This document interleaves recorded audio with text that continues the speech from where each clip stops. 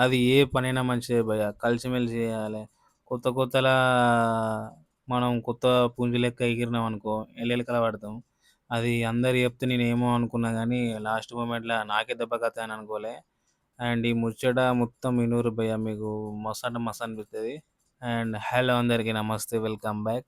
కొత్తలో ఏం చేసినా అంటే భయ్యా, మంచిగా ఉడుకు రక్తం మీద ఉండే. చల్ నీయవ్వ ఇదెంత, అదెంత అని గుద్దాలుగా పని చేసిన.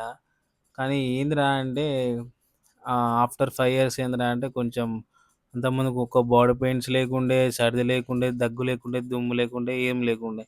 ఆఫ్టర్ 5 ఇయర్స్ ఏందిరా అంటే దగ్గొచ్చింది, సర్దొచ్చింది, తుమ్మొచ్చింది, నొప్పొచ్చింది అన్నీ వచ్చినాయి. అంటే హార్డ్ వర్క్ అనేది అంటే ఎట్లా అంటే హెల్త్‌ని కొంచెం అంటే బాడీని వీక్ చేస్తది. సో, నాకిది ఇప్పుడు ప్రెజెంట్ అదే పరిస్థితిలో ఉన్నా.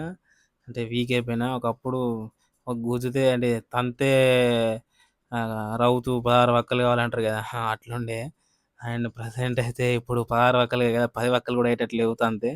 అండ్ అట్లా ఉంది భయ్యా పరిస్థితి. సో, ఏందిరా అంటే కొత్త కొత్తలో ఎగరొద్దు. ఎగిరితే ఎల్లెలికల పడతామని నాకు ఎక్స్‌పీరియన్స్ అయింది.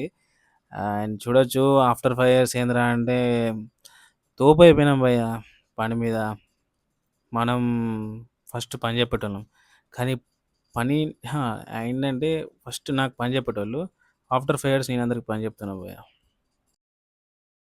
ఇక్కడికైతే వ్లాగ్ అయిపోయింది భయ్యా. ఇంకా నువ్వే లైక్ చేయనట్టున్నావు, సబ్స్క్రైబ్ చేసుకున్నట్టున్నావు. లైక్ చేయి భయ్యా. అండ్ సబ్స్క్రైబ్ చేసుకోకుంటే సబ్స్క్రైబ్ కూడా చేసుకో భయ్యా.